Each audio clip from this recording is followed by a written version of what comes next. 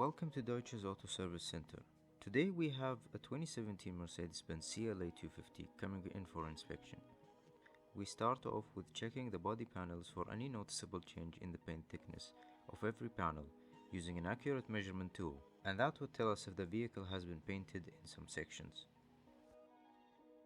Then we use a tool to determine the condition of the brake fluid. In this case, the fluid needs replacement. We proceed with checking the condition of the air intake filter, which is one of the most commonly replaced consumables.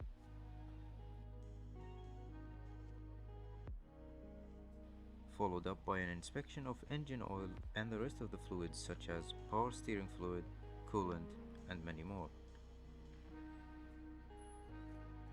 The ignition system gets a checkup as well, where the ignition coils are inspected and the spark plugs removed for a visual inspection.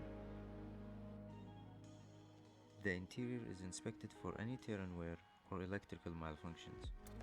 And here we see that the auxiliary battery is facing one. We further inspect the auxiliary and main batteries with our battery testing machine.